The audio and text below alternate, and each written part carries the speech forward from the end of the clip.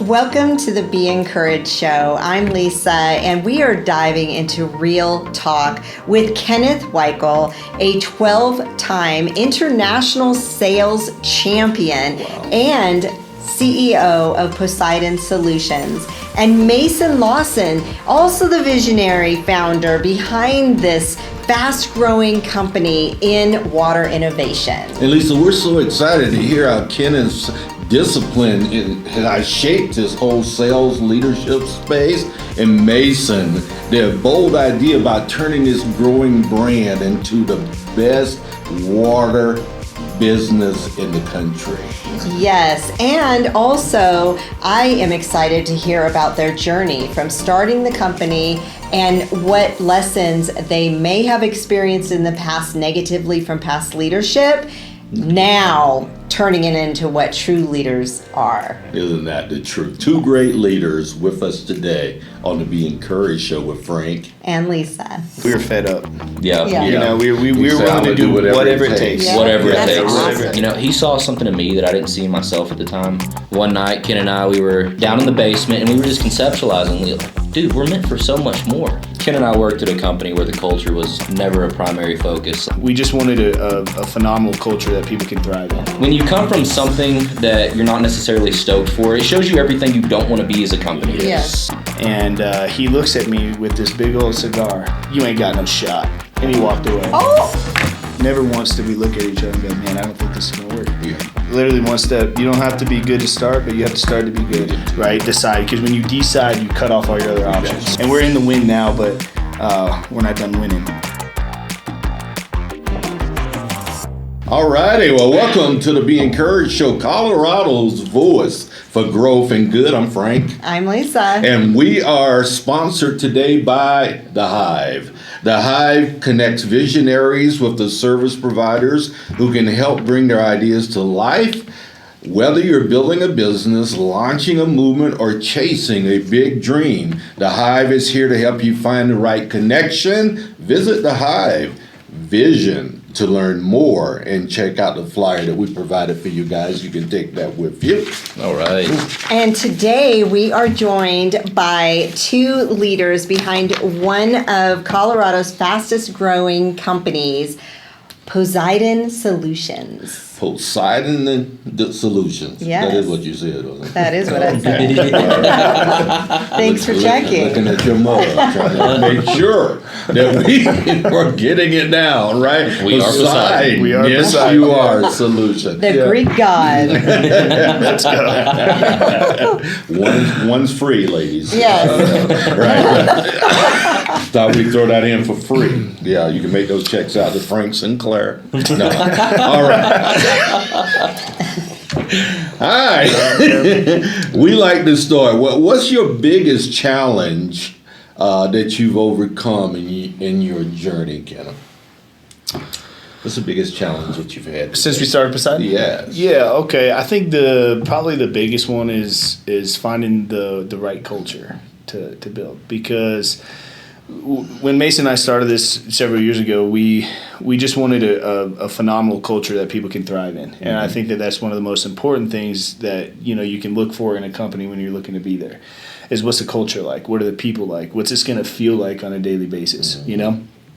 And we started a couple teams, and they would start off real good, and then it wouldn't necessarily finish that way, and there was a mixture of a lot of things, but Mason and I feel like we were pretty good at looking at it from a good perspective, in that hey, this is us. We really have to look at where we went wrong before and change it here for our next team. And the team we've really built now is completely culture centric. It's a phenomenal organization. The people are great. You do have to say so yourself. Yeah. I mean, I have to say so. I'm very proud. So it's cool to just walk into it and just see everybody loving each other and stuff. So I think the biggest hurdle was like finding, failing so many times at that, and finally. How did your ultimate design of culture come about then? How did ours? Yeah. I mean, Well, Ken and I worked at a company where the culture was never a primary focus. Like, what we started to realize, people weren't showing up to their sales meetings, or bailing on their appointments, but most importantly, they weren't stoked to go to work. And, you know, whenever you feel like you don't have a purpose because that culture is not there and it's not established in everybody else, like, we bleed our vision. And in return, it's spread to our people also. So, you know, one thing me and Ken always looked at, our old company that we worked at, people weren't stoked. People weren't fit. Finance wasn't a primary focus. People weren't trying to take care of themselves. So our culture and our message, like whenever we opened our doors, but when it was just me and him, our vision was so much bigger than we were at that point. But we wanted people to show up to work. They want to come to work. They want to bleed our vision, and our vision becomes shared at that point. And so, like, our culture, it really is unbeatable. But man, when you come from something that you're not necessarily stoked for, it shows you everything you don't want to be as a company. Yes. So that our grassroots essentially was, hey, we don't want to do this, we want to do this. Because Nice. when you're involved in a culture that's not so fun, you want to make this culture fun and exciting and where people can really grow and thrive in our environment. So we've created that environment and people love us. Yeah, I think it's transparency and trust. You know, Yes. because I think it's like there's a great book out there called The Speed of Trust. Yes. And, you know, yeah, it's a great book, right? It's one of the best. It is. It is. And I think that your speed of growth is proportionate to your, speed of trust. And his next one in that series, Trust and Inspire, if you hadn't read that, do it. Okay. I mean, it really turns culture on its head. Yeah. It really helps us understand because we need a culture, and we need to have a culture that we can articulate to people as well and say, what is your culture? Well, it's not command and control, it's trust and inspire. You Yes. see what I mean? Yes. That's the foundation of what we're doing, and that's what's creating such an incredible space. Absolutely. Yeah. Awesome job. Way to read, man. I like that. Yeah. Something I've heard Ken That's 'cause say a he's million single. times, No. everything rises and falls on leadership. It does. And so something that a lot of our people have been getting educated on is level 1 versus level 5 leaders, seeing the differences, because our old company was a prime example of level 1 leadership. Nobody wanted to follow our leader because they wanted to. They followed him because they had to. Right. Yeah. And That's a big difference. Yeah. there's a You think big you're a difference when it leader comes to that. and no one's following you, you're just taking a walk. Yeah. Yeah. Exactly. Amen to that. Yeah, I mean, I think that as, to piggyback on that, I think that's probably, that's the hardest, like, so there's 5 levels, right? The first level is people follow you because they have to, right? Yeah. The second level is people follow you because they want to. Yes. And, obviously everybody wants to get to that pinnacle level of leadership, number 5, but the most important bounce you can make is from 1 to Into 2, two. right? And it's the hardest. It is. It really genuinely is the hardest. But once you're there at 2 and people are following you because they want to, then you can really start to grow. But That's how it is driving a stick, yeah. right? With the car. Sure. Yeah. 1 to 2, that's like the hardest. And then once you're going, you can Nah, like, go on. I really like that example. No, you're 100% right there. Yeah, 1 to 2 is just tough, and then, but once you make it, it's huge, and life really starts to change. Your results really start to grow. Like it starts to become multiplication, not addition. Nice. So it's a fun thing to see. Love that. I really liked what you said just now too, because that made me think in my head, like when you're in gear 1, you have so many RPMs. Yeah. Gear Right. 2, you get a lot more momentum. Yeah.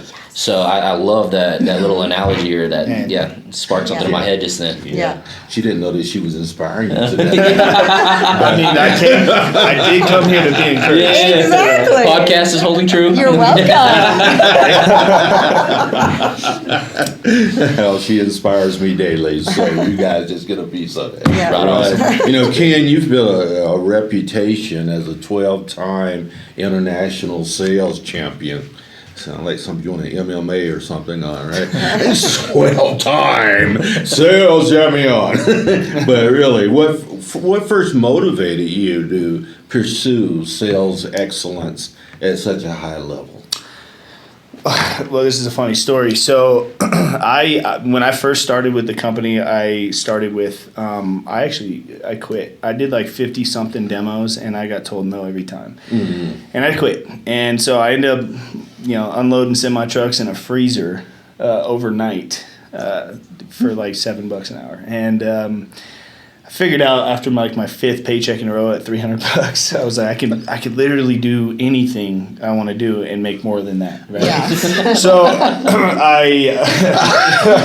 it was bad. So I started, I did some network marketing stuff, and then I landed back with my uncle, and I was pretty young, I was 22 years old, and I went to Vegas, and there was this guy there named Joe. And my uncle was like, "Hey man, that guy's a 4-time international sales champ. You should go ask him how to do it."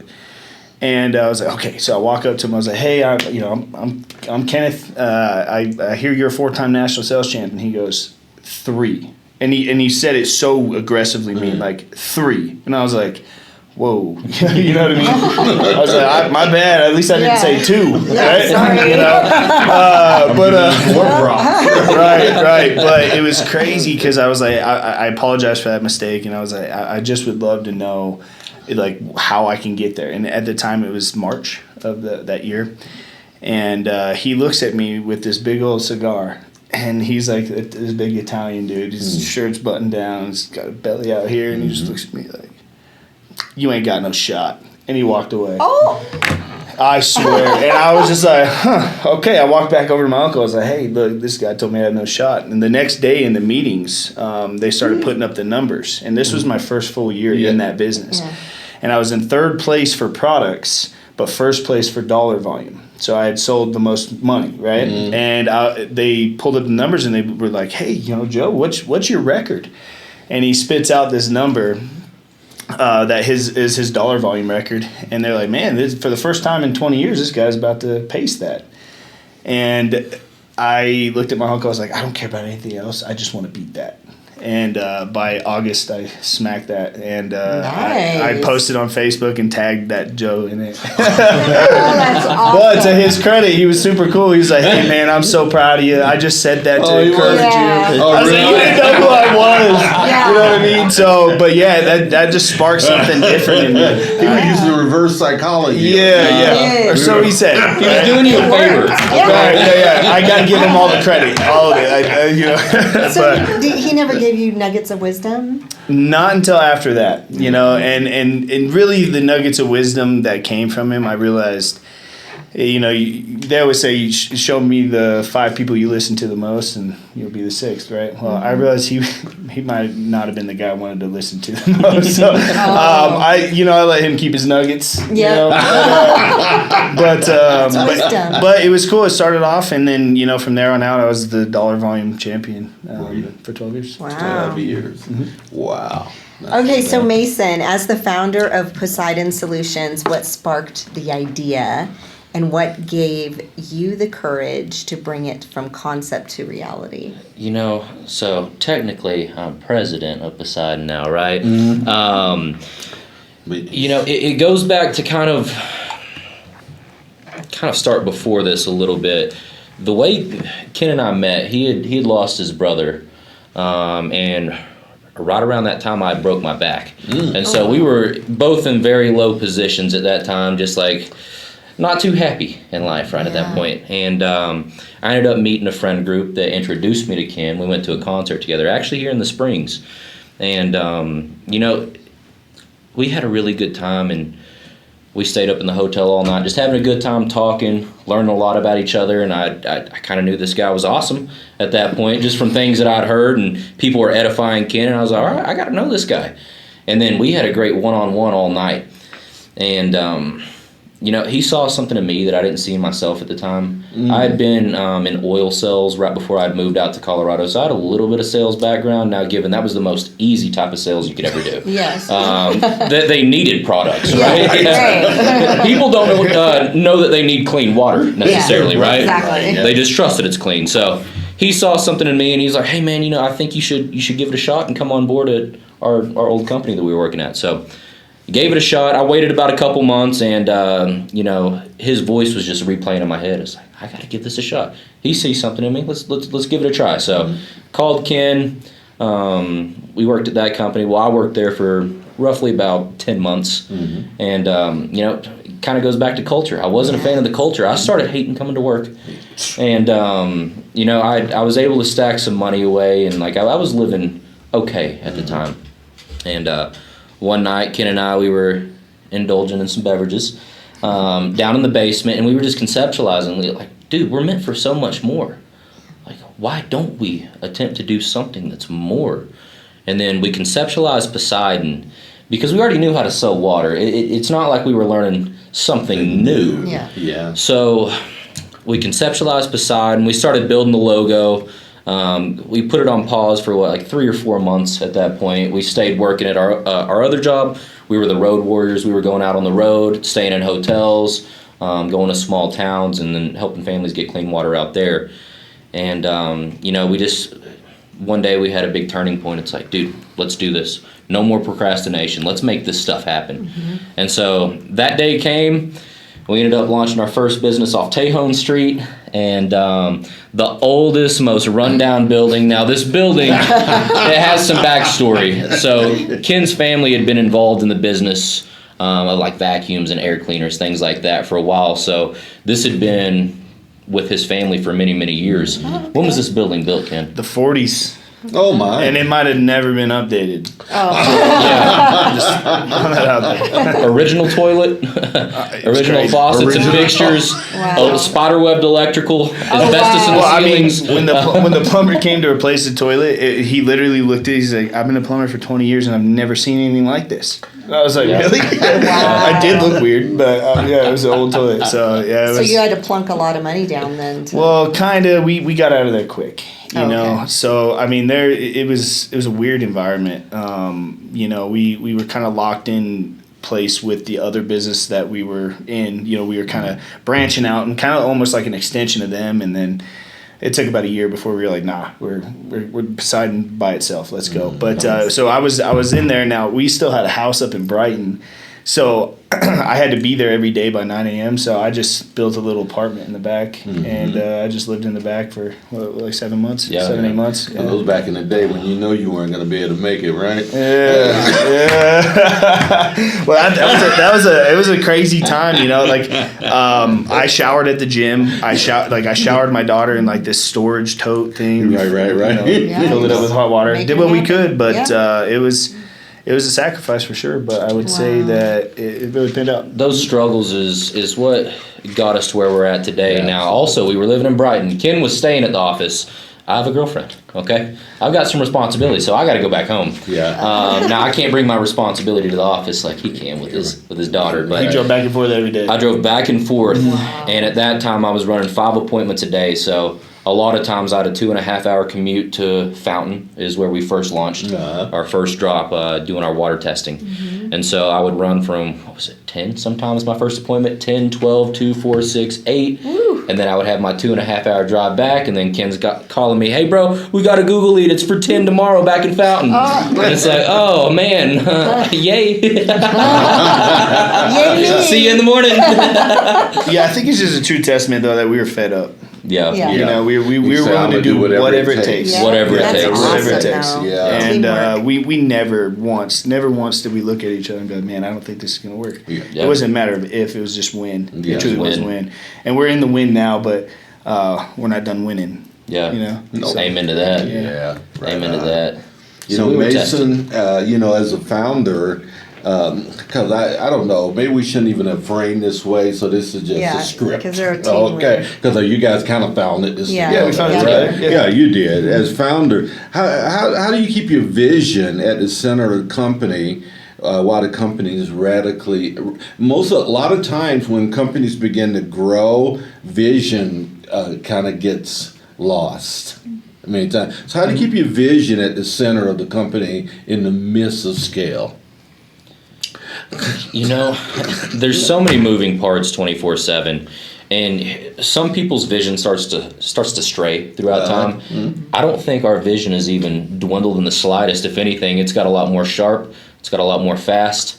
We have Poseidon Kingdom is our main company, and really everything is an umbrella. We've got 2 other businesses in the works right now, so with those visions tending to stray, that's definitely not what's happening with us. But we're surrounded by a bunch of creative people, And a lot of companies aren't really apt to listen to their employees, right? They kind of shut them out, tune it out. You don't know what we're doing. You don't have the experience. Right. We are the most open-minded company that you could ever work with. We will listen to you. We will take your advice dearly, keep it close to our hearts. And Use it. we at our meetings, we'll give a spotlight. If somebody wants to come stand up, share your vision with the team. Right? great. Because you're not the only one with visions. Right. We all want to put our guys on a pedestal, share your visions. We're going to take that. We're going to use it. And you're going to be a part of it. Now you have a new title. Yeah. You might even be VP of that company. Who knows, right? So, listening to this advice, taking advice, we're always open.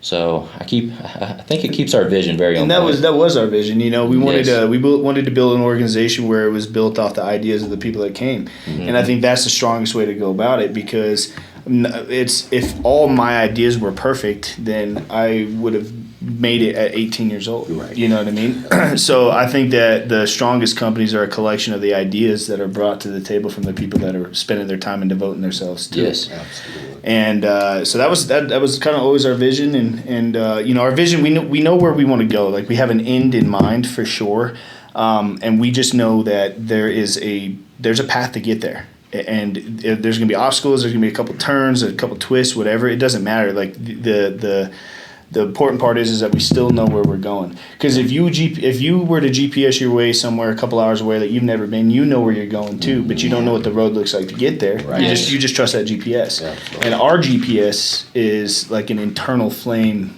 that we have that's like that just knows. We just know where we're going. We said we were going to be Talk more about that. Your principles guiding you to launch your teams up and succeed. Yeah.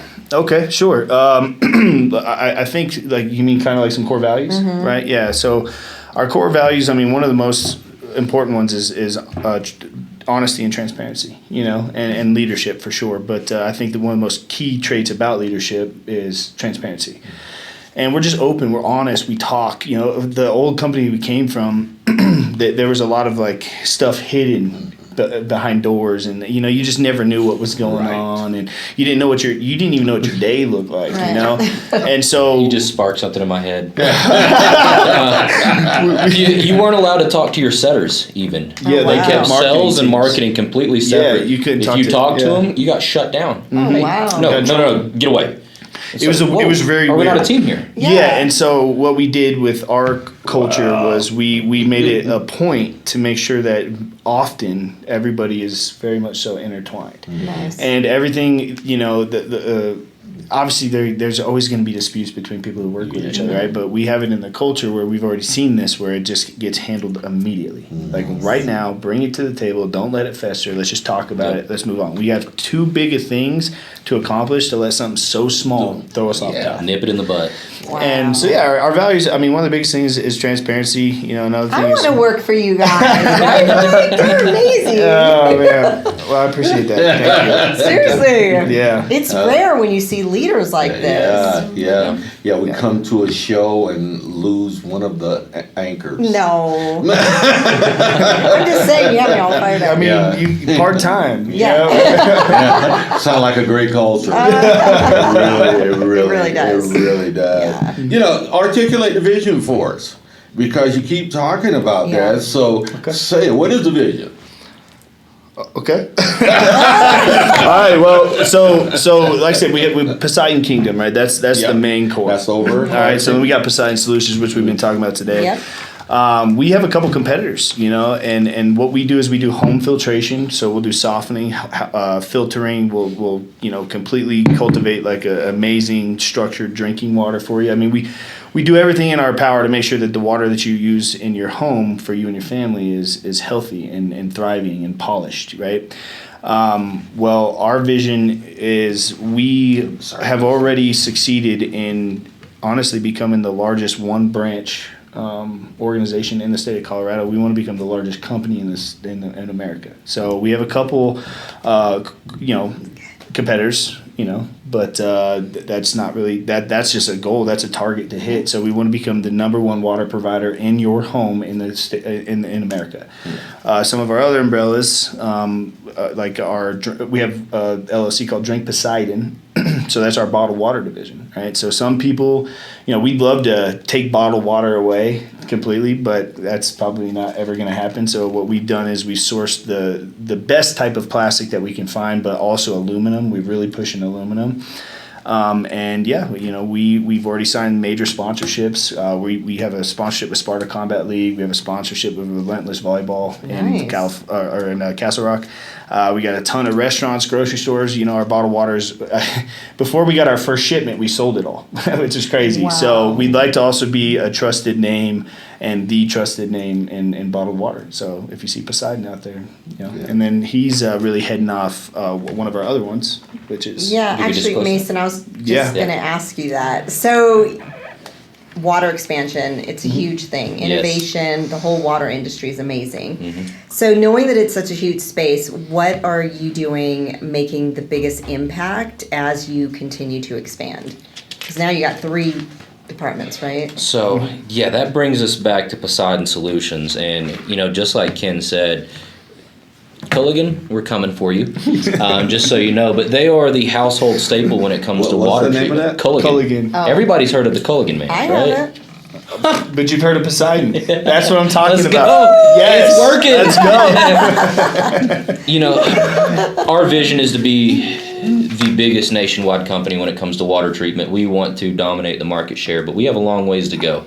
And, with our first branch, this has been us learning, growing, failing, most importantly, failing forward, right? Every time you fail or if there's a hiccup, it's an opportunity to learn and grow, right? So what kind of separates us, it's the culture that we also bring into people's homes too. It's our services. Our services are unmatched. Our warranties are unmatched. But the experience that we get to share with our customers, one of our guys the other day spent 5 hours in one appointment. You're supposed to be in there for an hour and a half to 2 hours, right? But he cried with her.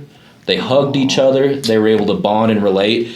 So the biggest thing that we have, it's empathy over here. We want to connect with our people. We're not just a one-time deal, one face in your home, we get your money, then we're out. It's not that way. Yeah. We're building a long-lasting relationship with these people. So is empathy one of your core values then? Definitely. Sure. Mm-hmm. Yeah. If I were to ask not the leadership of Poseidon, if I was a rank and file employee, and say, what's the vision of your company? What would they say to me? Because you gave me a lot of mission when I asked you about vision, which was cool. Mm-hmm. I'm not jamming you up. I'm just saying that was mission. Mm-hmm. Mission is what you were sharing with me. Mm-hmm. What would an employee say about our vision is? Would you like to do a test? Could we get one on the phone? Oh, wow. You want on the phone? Yeah, do it. I was going to suggest that. I was going to suggest that. I just didn't know. That's amazing. Yeah, that's been All right, let me call him and prep him. Hey. No cussing. Okay. No cussing. I am so sorry. Hey, can we not put our guy on the phone? Well. Okay. I smell like coffee the rest of the day. I'm sorry, Ken. No, okay. I'm okay.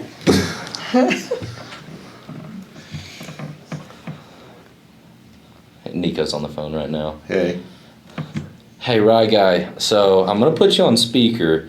They're kind of asking, about our vision and the things that we do. Man, do you think you could tell them a little bit about Poseidon and, our vision, our message, and how we help these families overall? And also, no cursing. I'm going to put you on speakerphone. Yes. Yeah, no cursing. All right. So this is Ryan. Hi, Ryan. Hi, Ryan.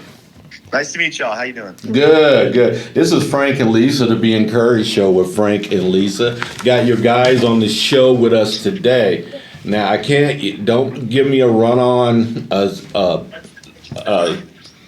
sentence here, but what is the vision of Poseidon?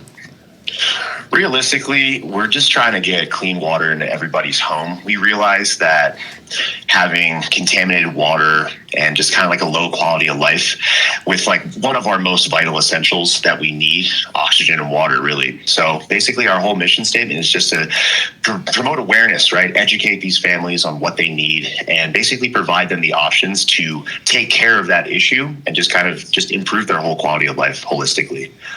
Nice. Definitely. Thank you, Ryan. Cool. Thanks, Appreciate Ryan. it. Yeah, absolutely. All right, my friend. Thank you guys. You Yep. bet. Hey, Bye. thanks, brother. Have a good one. Hey, you too. Bye bye. Ryan's one of our top sales guys in the water division. Yeah. Yeah, of course he would call him. I mean, Let's come to also. I feel like I'm in a catch-22 here now because if I suggest somebody else, Yeah. you know, I mean, They're all our guys. You know, it's different. So, you know, a lot of these guys they've learned from me. They do ride-alongs with me, so they get to see how I help families. And what they'll realize is, like, I'm in there for an hour before I even test the water. Most importantly, I'm making friends. Right? I still have people that call me, invite me to their Thanksgiving, their Christmas, and it's like, I'd be lying if I said I haven't cried with my people before too. Of course. But, you know, sometimes I'll talk to somebody that's had very traumatic experiences like Ken or I, where your health's been very bad or you just lost a loved one. And, you know, I think it's so important to relate with people because we're all humans at the end of the day. Yeah. And where a lot of companies go wrong, they just see a number figure. They're in, they're out. They got to know, all right, bye, screw you, Yeah. right? It's not that way. Yeah. So we're Well, in the business of making friends. We can tell, Lisa, that those negative things that you guys have been through organizationally has made a big impact on how you look at business, how you do To business. the core. And everything. So you guys need to send a thank you card to that company that Yes. you around. Thank you for showing us what not Exactly. to do. What's right? Exactly. I so sent funny. a thank you card to my wife's ex-husband. Yeah, thank you for leaving her. yeah, okay. I'm gonna do that next time. Maybe that's where I'm going wrong. Well, I'll tell you, it's funny that you say that because for the first so many years of my life, I was desperately searching for the leadership and the example of what to do. And I did that for so long. And I didn't bounce a lot. I was pretty loyal. I stayed under different leadership for like maybe 3 different Longer leaders. than you should have. Yeah, right. Yeah. And I searched so much, so long, so in depth for like the example that I needed to really prosper, right, in business. And funny enough, it ended up being quite the opposite, right? So you can only connect the dots when you look backwards. You Yep. can't connect them forward, Absolutely. obviously. Yeah. But I connected the dots. I was like, this is why I didn't find that example. I found what I didn't want to be, Yep. and it worked the same way. So it's kind of cool. Nice. It is cool, isn't it? Yeah. Yeah, you know, for someone listening who has a bold idea but is hesitant to act, what's your best encouragement to them? Act. Yeah, take one step. Act on it. No, one step.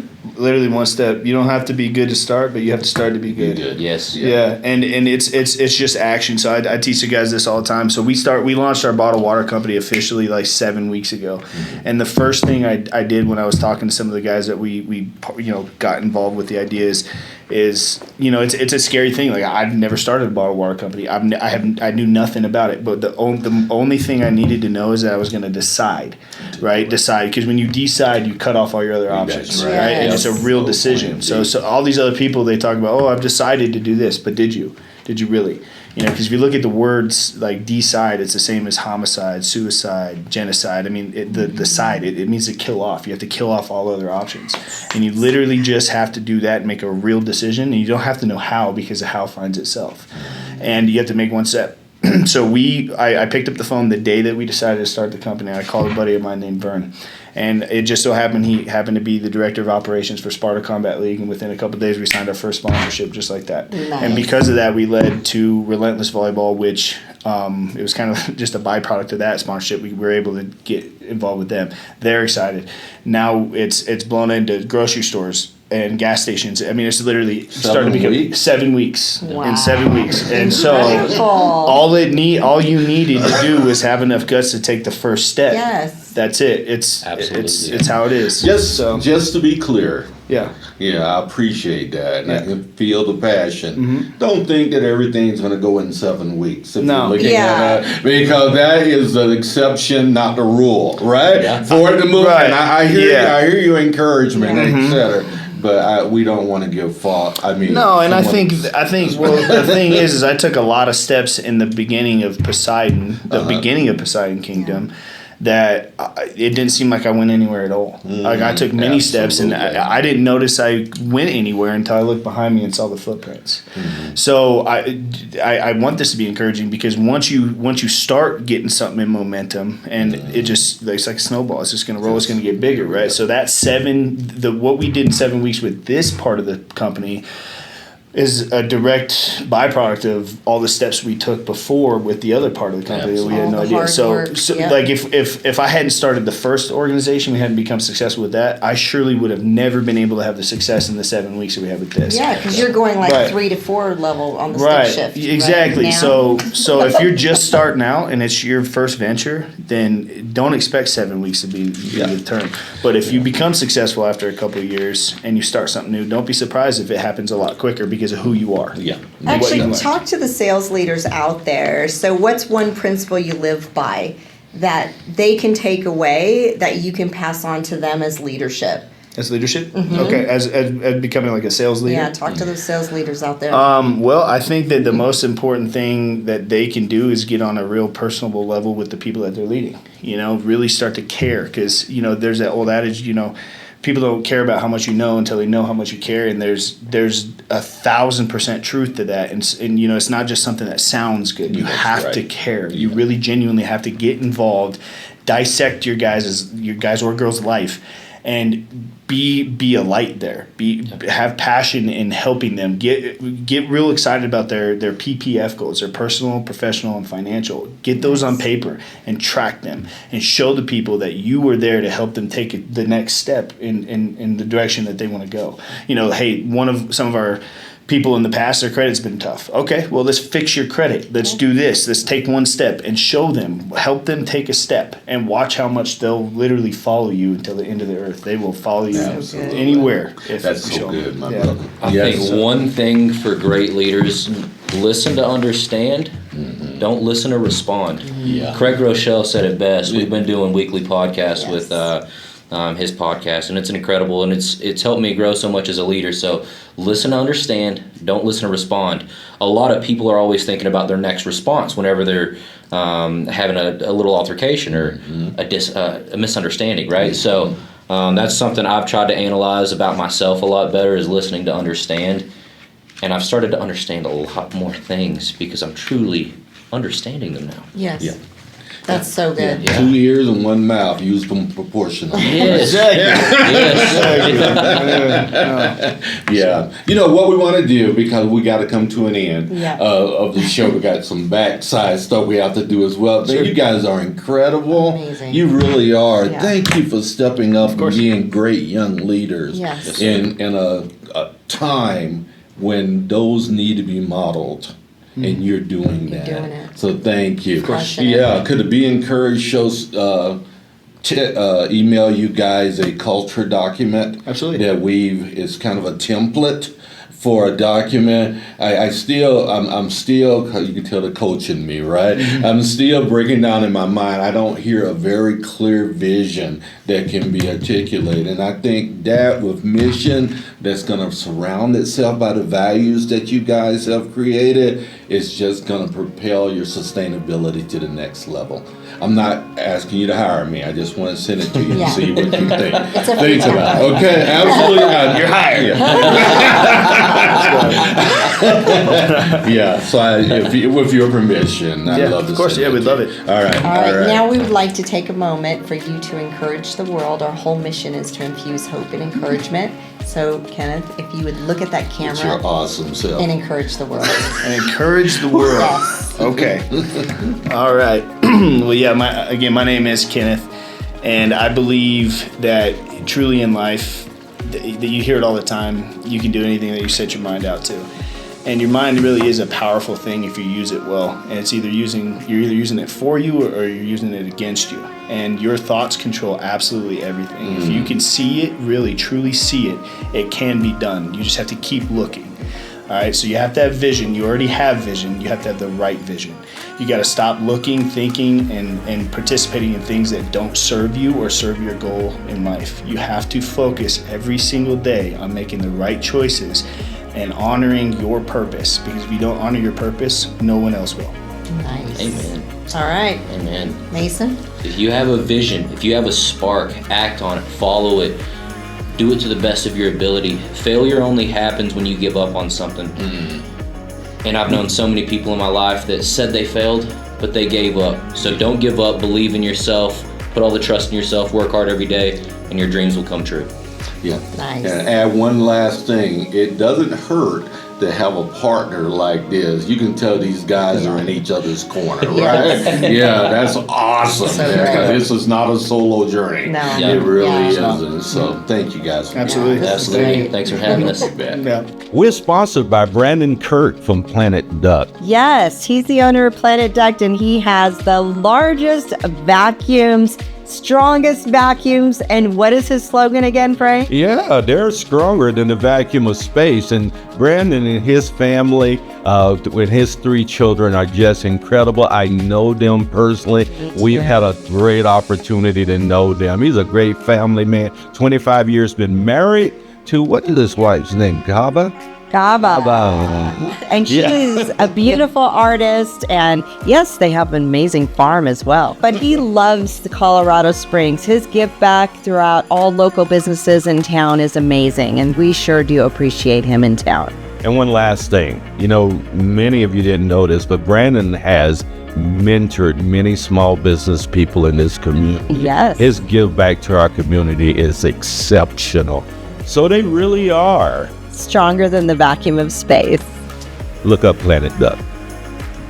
That's it for today's Be Encouraged show. Subscribe to us on YouTube, LinkedIn, and Facebook to join the conversation, and go to our website at beencouraged.net. And remember, real talk, real growth, real Colorado.